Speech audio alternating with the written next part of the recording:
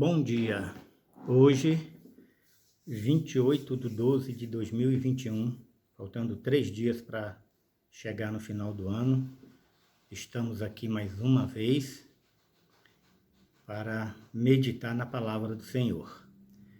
E hoje o assunto que nós vamos tratar está no livro de Mateus 19, versículo 3. E o assunto vai ser: o maior perigo não está ao derredor, está em mim. E o versículo diz o seguinte: então chegaram ao pé dele os fariseus, tentando-o e dizendo-lhe: é lícito ao homem repudiar sua mulher por qualquer motivo? É comum nos dias de hoje atribuir às pessoas que praticam atrocidades a condição de estarem influenciadas ou tentadas por espíritos malignos. De certa forma, não deixa de ser verdade, pois a tentação tem origem em uma única fonte: Satanás. Mateus 4, 3, a partir do versículo diz: e chegando-se a ele o tentador, disse. Então, não deixa de ser uma verdade, mas nem sempre a pessoa está investida de um espírito maligno e fazendo aquelas coisas por uma vontade que não seja sua. As Escrituras deixam muito claro o poder de persuasão que Satanás tem sobre as pessoas. Ele lança uma isca, porém a decisão de pegá-la ou não cabe a cada um. E que fique bem claro: aqueles que são tentados e cedem a essa tentação passam a possuir as mesmas características de quem o tentou, né? No caso de Satanás, porque ele é o tentador. Isso significa que os possuidores dessas características adquirem um potencial para agir da mesma forma. Foi o que aconteceu com os fariseus quando se aproximaram de Jesus. Observem que a palavra diz: então chegaram ao pé dele os fariseus, dele é Jesus, tentando-o. Então os fariseus, a palavra deixa claro que os fariseus foram para tentar Jesus, para tentar pegar Jesus em uma pegadinha. Estavam dentro da sua, como eu chamo, dentro da sua falsidade, estavam tentando fazer com que Jesus caísse numa cilada. Agora, o que acontece? Eu falei que é comum atribuir às pessoas, em determinados momentos, algumas questões que eles praticam, atribuir a culpa a espíritos malignos. E aqui deixa claro que foram eles quem chegaram para tentar. E aí e por que eles foram fazer isso? Porque eles tinham um certo receio e um certo medo de Jesus. Por quê? Porque eles viam Jesus como alguém que podia atrapalhar ou tomar a posição em que eles estavam. E aí eles tentavam de todas as formas tentar provar que Jesus era um falso Messias. Agora, se verdadeiramente eles tivessem se preocupando com a possibilidade do fato de Jesus não ser o Messias ou ser um falso Messias, deveriam ter buscado ali nas Escrituras de forma bem criteriosa a descrição do Messias, o que as Escrituras falam a respeito do Messias, e comparar com a vida de Jesus. Então, o que as Escrituras falam, o que Jesus faz, o que Jesus fala, como Jesus age. Se eles tivessem feito isso de verdade, eles iriam descobrir que verdadeiramente Jesus era o Messias. O fato é que eles se sentiam senhores da verdade e, ao mesmo tempo, com suas posições ameaçadas, porque eles eram pessoas que ocupavam uma determinada posição e Jesus ganhando fama, as pessoas ouvindo o que ele tinha para falar, eles ficaram com um certo medo e aí começaram a tentar pegar Jesus para tentar matá-lo. E aí a história do Evangelho todos conhecemos. A partir do momento da queda do homem, o homem deixou de possuir a semelhança de Deus em sua plenitude, passando a possuir a semelhança do seu algoz, Satanás, que são desobediência, mentiras, busca incessante por poder, reconhecimento. Muitos procuram reconhecimento e alguns procuram reconhecimento, inclusive a nível de idolatria, amam ser idolatrados. Então eles propagam na vida das pessoas que idolatrem a ele e ele se vangloria por ser glorificado. E tantas outras características malignas, mas essas foram só algumas que eu coloquei para mostrar o quanto aquele que caiu passou a ter a semelhança do seu algoz.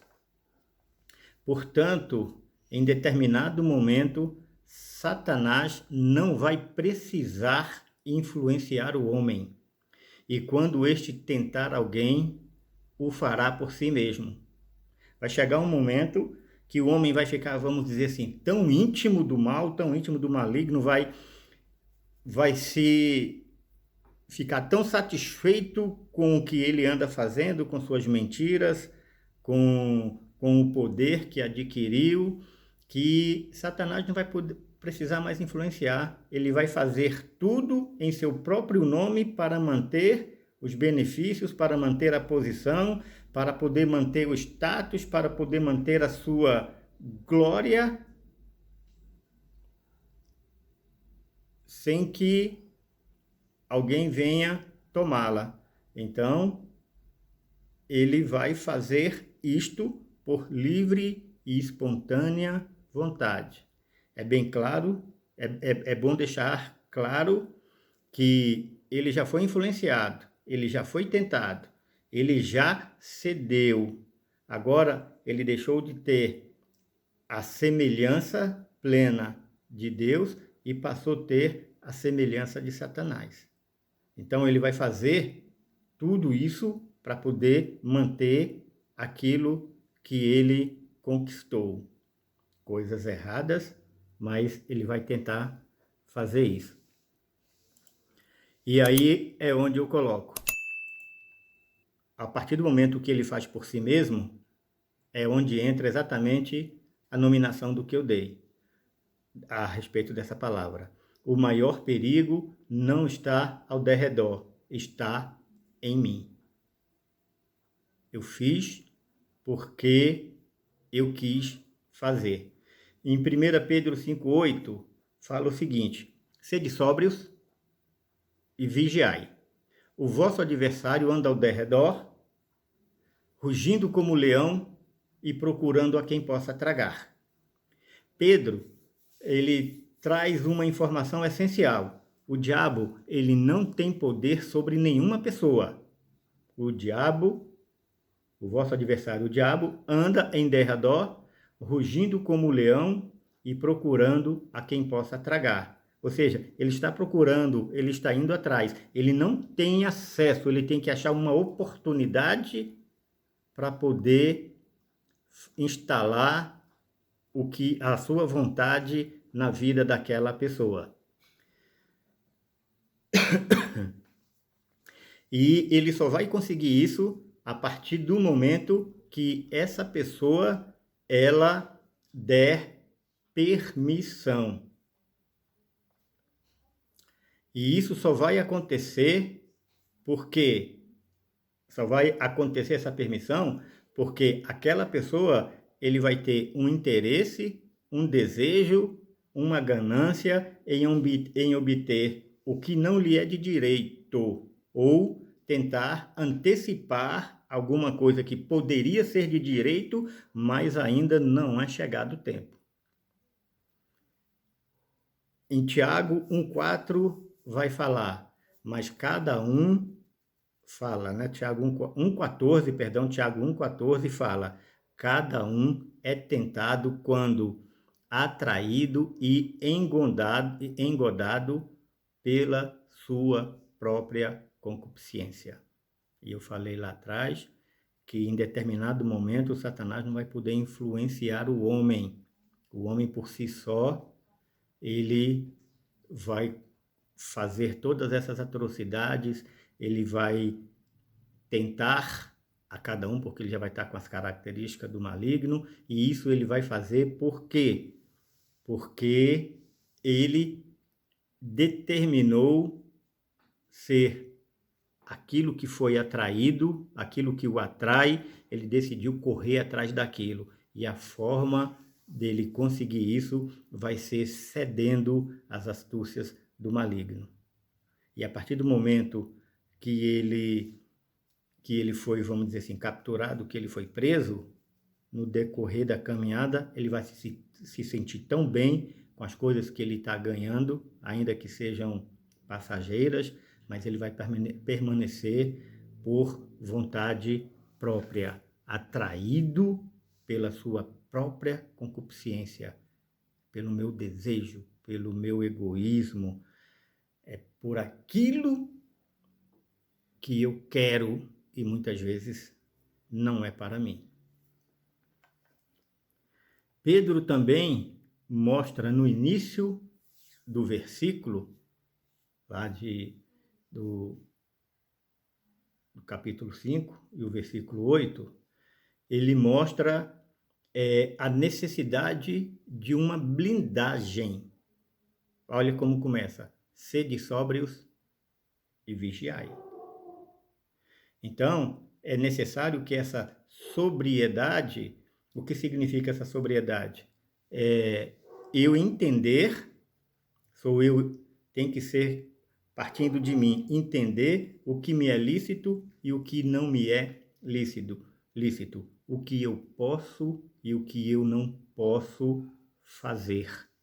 E a partir daí, eu começar a vigiar, quando começar a aparecer as iscas que Satanás jogou, que eu falei lá em cima, eu observar direitinho, já que eu tenho conhecimento do que eu posso e do que eu não posso, deixar aquela isca de lado e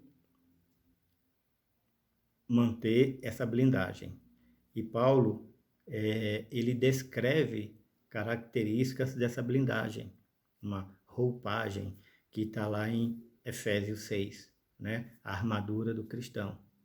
Então, não é simplesmente algo abstrato, é ter conhecimento verdadeiramente da palavra, da ação dela, do conhecimento da ação da palavra e inclusive também, de como o inimigo age e de como ele tenta te capturar.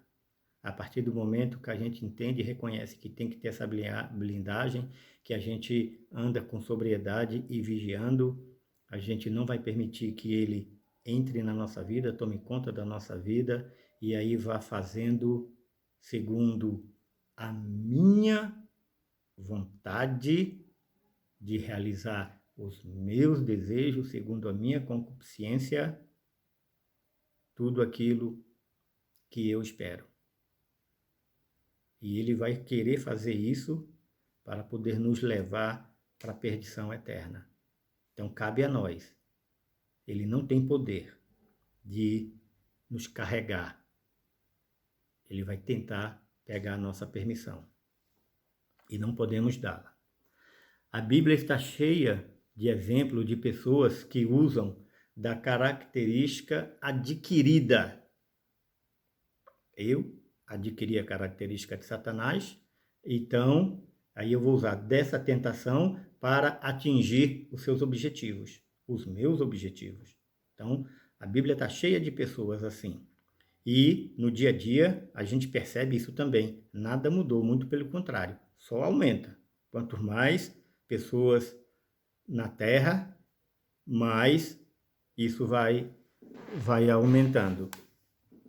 Um exemplo, claro, está no primeiro capítulo do primeiro livro de Reis, que é a história de Adonias, filho do rei Davi, que tentou usurpar o trono do seu irmão, que haveria de ser ainda de Salomão.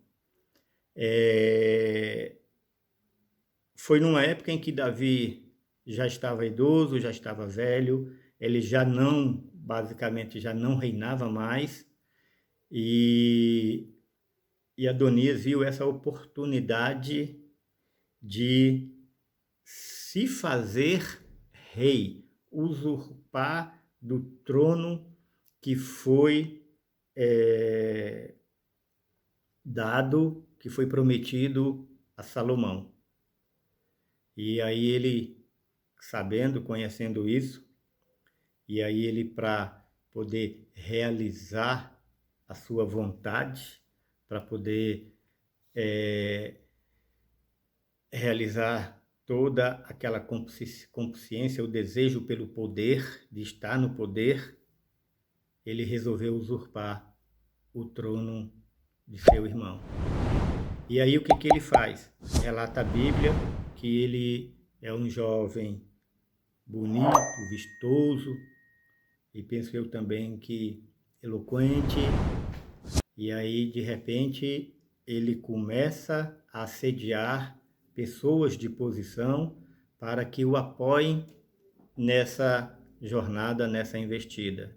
Então ele chega a fazer banquetes, convidam pessoas, mas ele não convida Salomão, ele não convida a mãe de Salomão, ele não convida os profetas, como o profeta Natã, aqueles que caminham do lado de Davi e querem fazer com que a palavra do Senhor seja cumprida. E as outras pessoas a quem ele seduz, a quem ele está tentando, e cabe falar o tempo todo, repetir o tempo todo, as pessoas só vão ceder porque em determinado momento também vão ser beneficiadas. E ele, fazendo tudo isso, ele tenta usurpar esse trono. Só que ele não consegue. E aí vem a consequência. De tudo que nós fazemos, a consequência. E a consequência dele, todos nós sabemos, né? Chegou até a morte.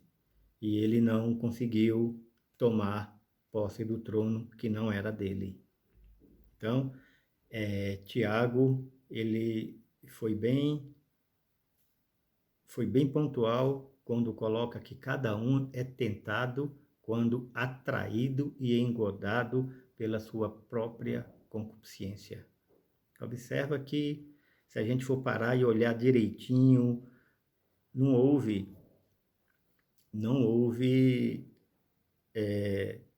totalmente aí uma indução de Satanás, mas já estava dentro dele essa semente para poder usurpar o trono. Então, foi por ele. Um outro caso semelhante, né, foi o de Judas, que Judas negociou um preço com os principais sacerdotes para trair Jesus.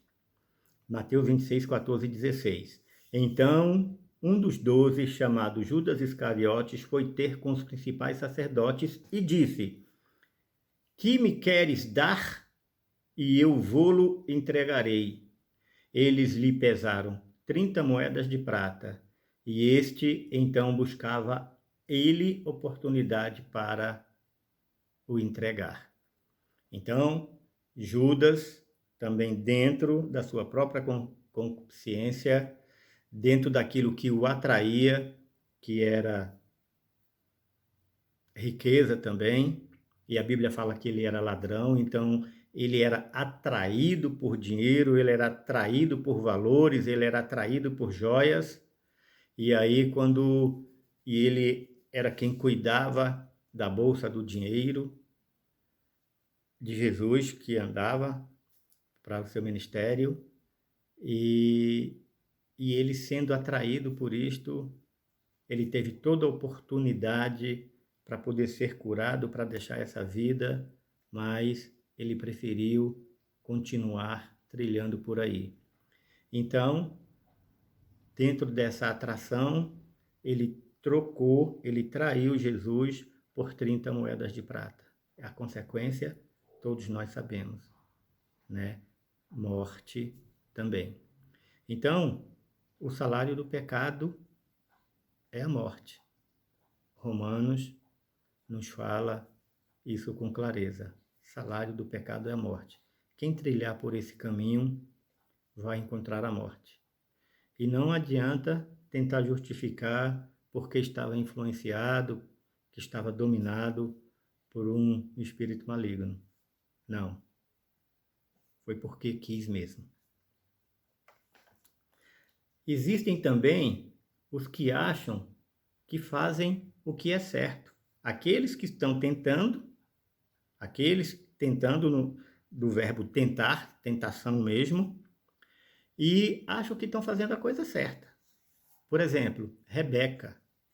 Rebeca instigou Jacó para enganar seu pai Jacó e receber a primogenitura.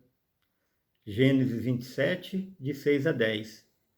Então, quando Rebeca ouviu uma conversa de Jacó com Esaú para ele poder ir trazer uma caça e preparar para ele comer, para que ele pudesse abençoar Esaú, Rebeca parou, foi lá, conversou com Jacó e pediu para Jacó ir lá pegar um cabrito para poder, 2 cabritos, para ela fazer uma comida do jeito que ele gosta, do jeito que Esaú sabia fazer, para que ele desse a bênção a Jacó.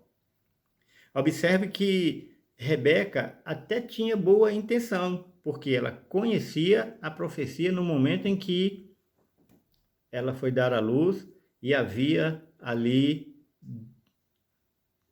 dois bebês, e a profecia dizendo que ela tinha dentro dela 2 nações e que o menor iria ser maior do que o primeiro. O segundo seria maior do que o primeiro. A segunda, a nação do caçula, perdão, estou com o tornozelo fraturado e de vez em quando uma virada dói bastante. Então a nação do menor iria sobrepujar a do maior, a do primogênito. E aí, Raquel, sabendo disso e vendo que a vida de Esaú não era nada agradável no que diz respeito a questão de, vamos colocar aqui, de namoros e de mulheres com quem ele casou, que não agradava aos olhos nem de Jacó e nem de Rebeca, ela falou, não vou permitir que ele receba essa bênção, sendo que existe uma promessa dizendo que quem tem que receber, segundo os pensamentos dela, segundo o que está escrito que ia ser maior, é para Jacó. E com isso, o que acontece? Perdão, gente, quando eu fizer essa careta, é o tornozelo. Eu esqueço que ele está fraturado e eu acabo forçando. E com essa posição de Rebeca, ela acaba, vamos dizer assim, fazendo com que alguns acontecimentos tenham desdobramentos que não deveria acontecer. Jesus, Deus realmente precisava da ajuda dela? Deus não poderia agir como ele falou que iria agir? Se porventura Deus disse que o maior não prevaleceria e sim o menor, e porventura Deus é homem para que minta, ou Deus é filho do homem para que se arrependa, porventura Deus vai fazer com que aquilo que ele disse para poder ser realizado, ele vai usar de mentiras, vai usar de enganos? Com certeza não. Então, de uma forma ou de outra, ele iria agir. Acontece que Rebeca não creu, não confiou e não esperou no Senhor, como nós falamos na semana passada. Foi semana passada? Foi. E não creu no Senhor. E aí ela acabou atropelando os acontecimentos. Então ela fez o quê? Ela acabou dentro da sua, como diz a pastora Bel, amiga, dentro da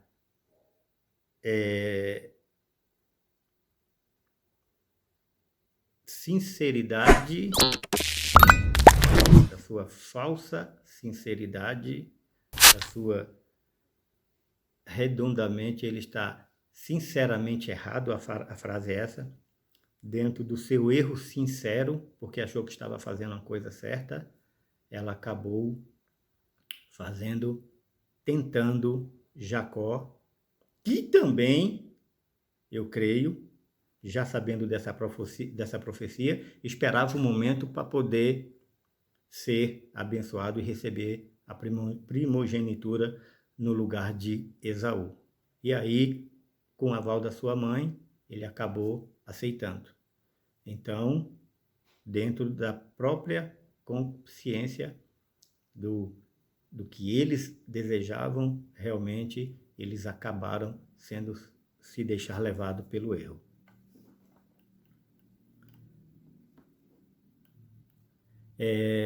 Eu não anotei aqui, mas tem uma questão interessante também, que é com relação a Pedro.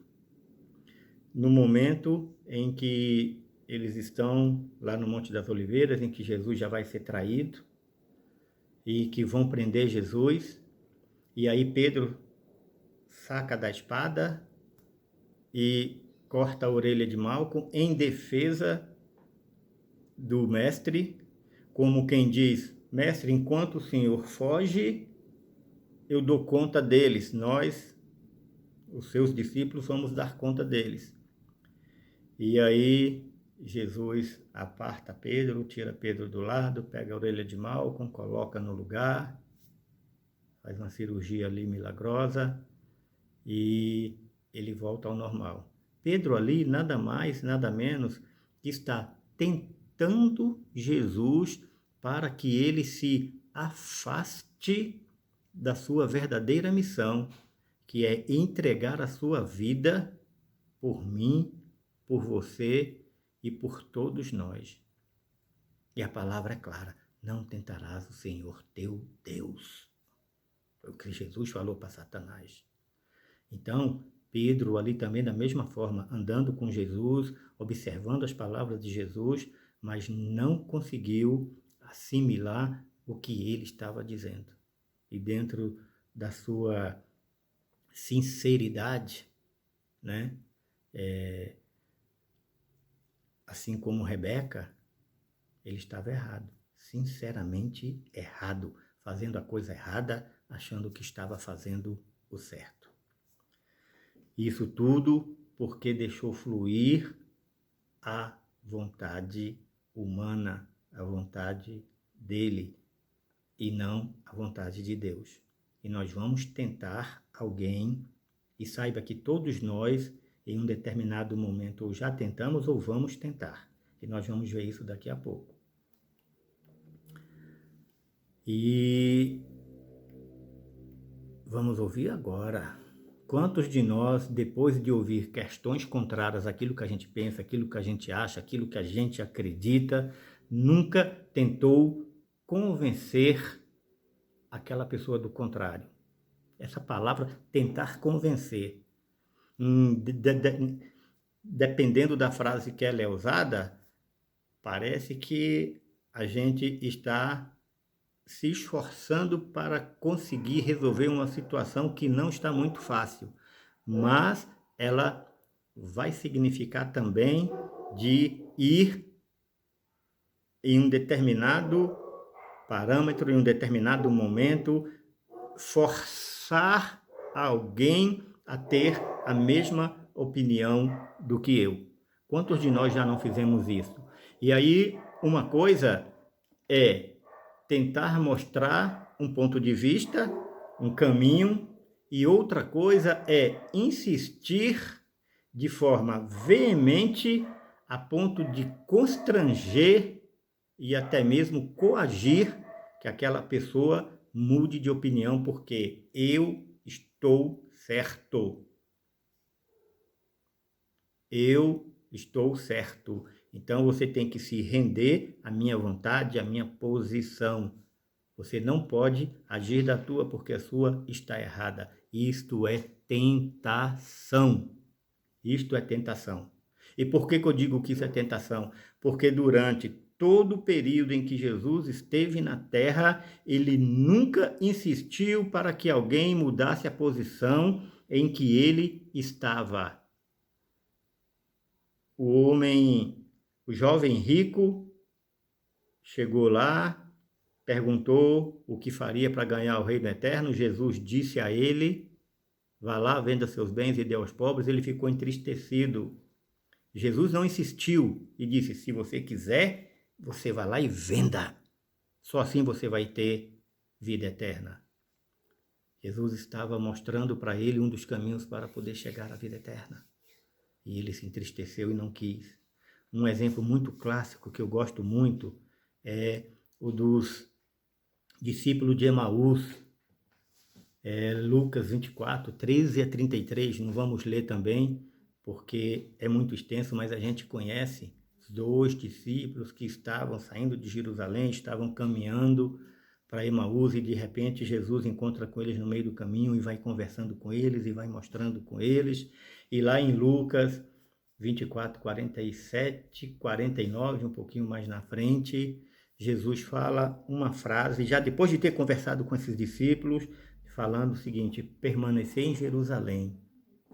Permanecer em Jerusalém. Mas enquanto Jesus ainda, de falar essa frase, estava caminhando com os discípulos, diante de tudo que eles falaram, que Jesus questionava, o que está acontecendo, por que disso, por que daquilo, quem és tu, estrangeiro por acaso, não sabes o que está acontecendo? Não ouviu tu nunca falar do Cristo que foi crucificado, que foi morto e tudo mais, que era um profeta e por aí vai? E aí, quando Jesus começa a falar e o coração deles começa a incendiar, e aí de repente, em um determinado momento, quando eles convidam Jesus para ficar do lado deles e que eles vão cear, e aí Jesus agradece, e aí os seus olhos são abertos, eles entendem quem era, e eles falam: porventura não queimava o seu coração? E aí eles percebem que estavam andando no caminho errado, e aí eles retornam para Jerusalém. E aí eles podem ouvir a palavra do Senhor: permanecer em Jerusalém. Jesus nunca constrangeu a ninguém para mudar de opinião. Ele mostra o que é correto, ele mostra o que é certo. Cabe a cada um fazer a sua decisão. Satanás, ao contrário, ele procura de todas as formas arrebentar, de coagir, de fisgar com anzol, machucando.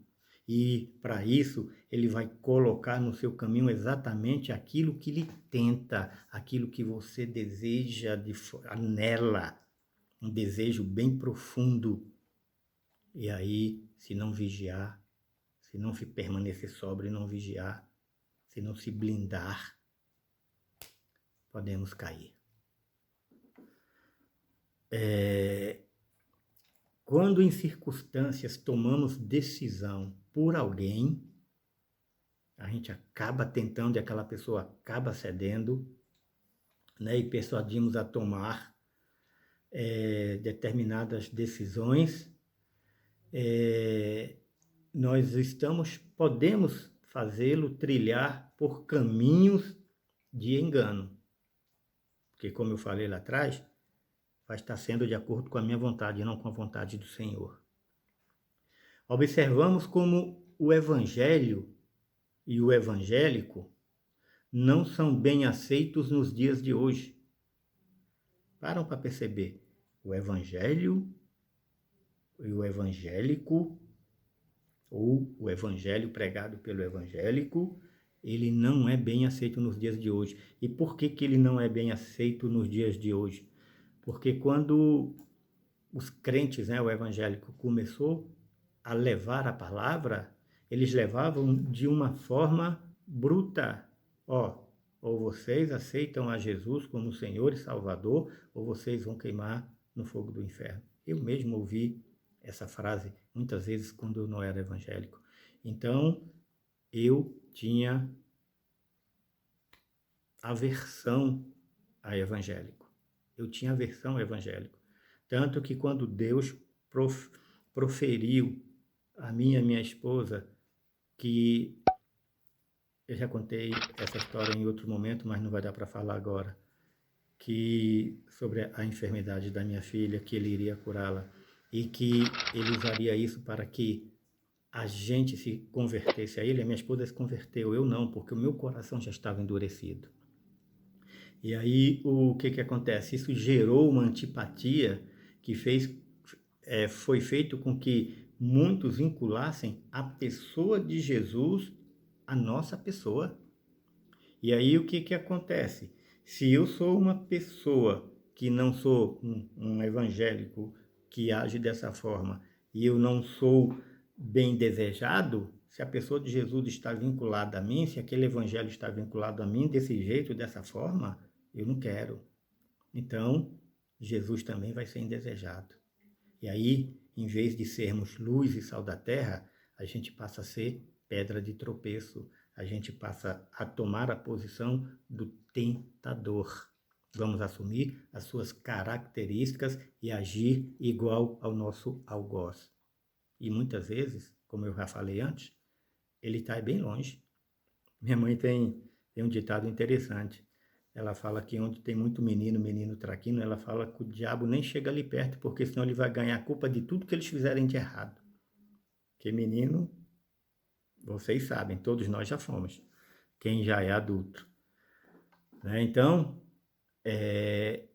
essa questão da tentação, ela é muito séria. Nós somos agentes e tentamos assim como Satanás. E temos que ser como Cristo, mostrar o caminho e não induzir a pessoa ao caminho. Não por força e por violência, segundo a minha vontade, mas pelo Espírito, diz o Senhor. Em nossa natureza puramente humana, não avaliamos de fato a matemática do pecado e a sua consequência. Sim, pecado tem uma matemática. Ainda que a Bíblia nos alerte, nós não imaginamos a consequência, ainda que a Bíblia nos alerte. Quando Adão e Eva estavam no Éden, eles tinham apenas que resistir à tentação de não comer do fruto do conhecimento do bem e do mal. Certo? Todo mundo fala isso, eu repito isso 1 milhão de vezes. Erraram ao deixar de consultar a Deus. Com isso, o que aconteceu? Pecaram e, consequentemente, essa herança veio para nós. E aí entra a matemática do pecado. Só tinha uma tarefa: resistir ao pecado. E depois que não resistiram, aí,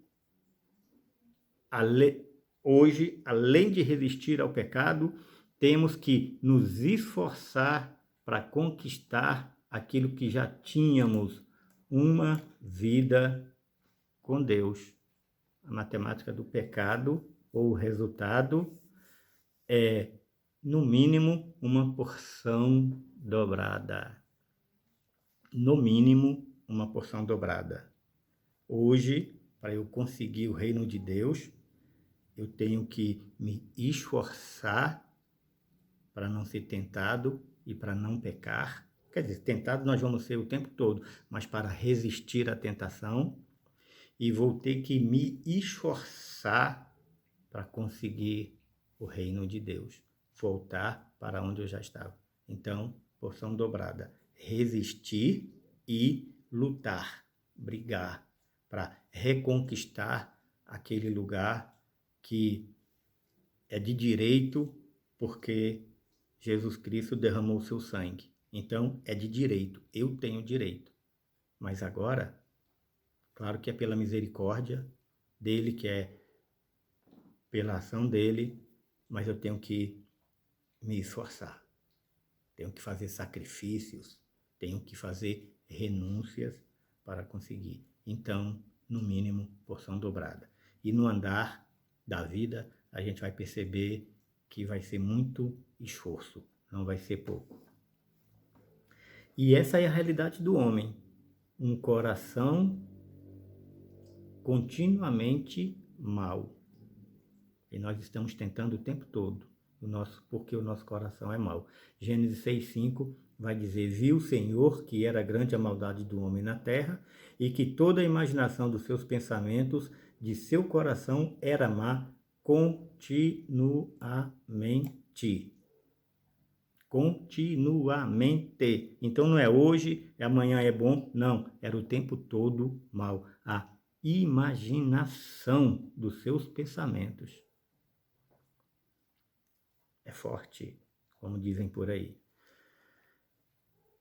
Devido à nossa condição maligna, semelhança de Satanás, não há como sair dessa prisão sem o agir de Deus.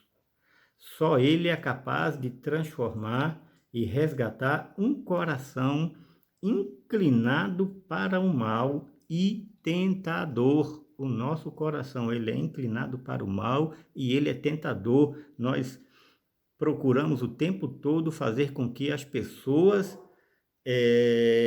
façam a nossa vontade. O que eu gosto de falar muito é a questão do egoísmo. Então, eu quero algo, não importa o que eu faça, não importa quantas vidas eu destrua, eu vou querer aquilo.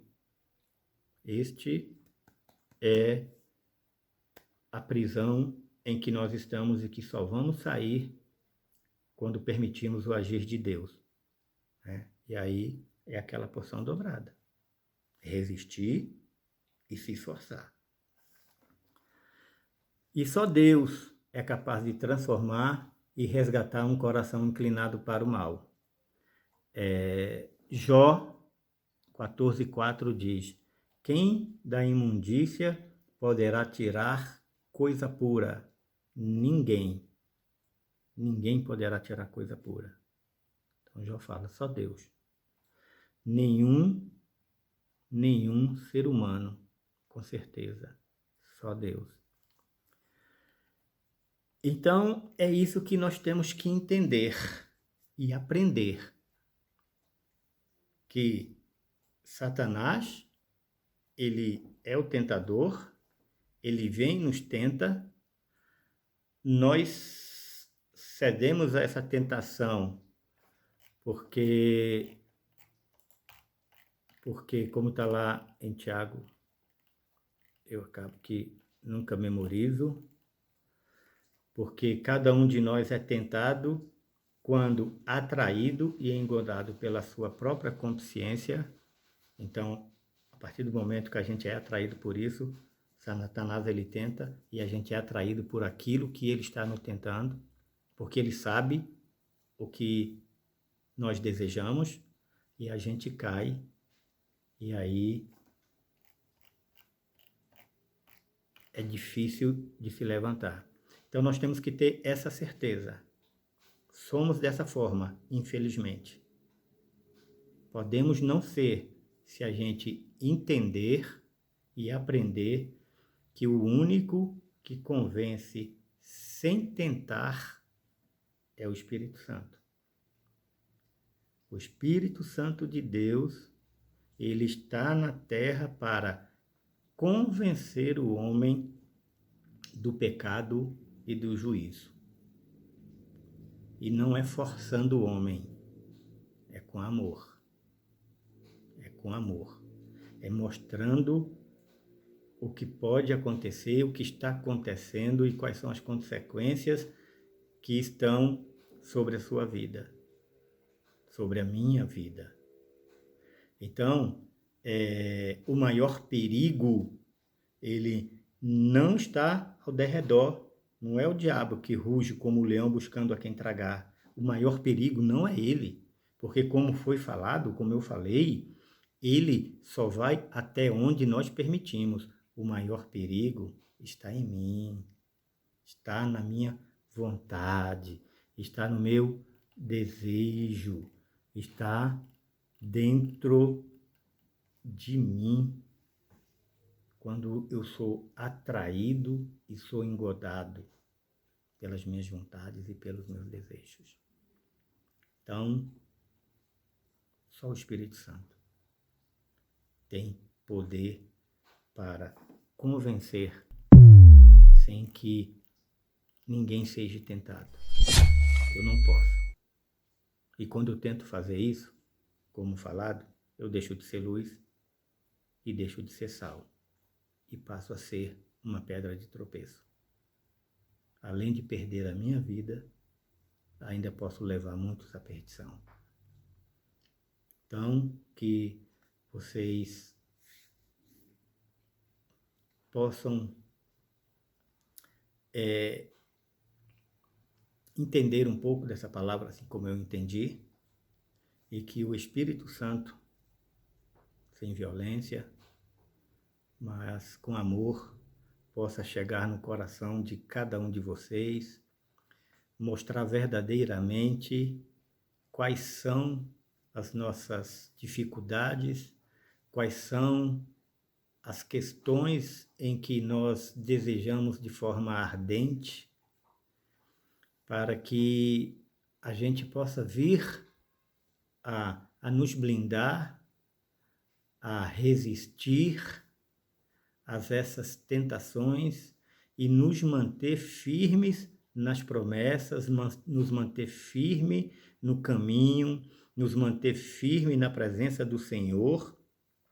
E diante dessa firmeza, diante desse entendimento, de tudo o que nós vivemos no dia a dia, de tudo que nós aprendemos através das suas palavras, de tudo que nós aprendemos dentro das nossas orações, dentro das ministrações que o Espírito Santo coloca em cada um de nós, diante de tudo que ele nos mostra, a gente deixe de ser esse enganador, a gente deixa de tentar ser esse usurpador, a gente deixa de ser aquele que aparentemente está fazendo algo bom, mas que na realidade não está fazendo.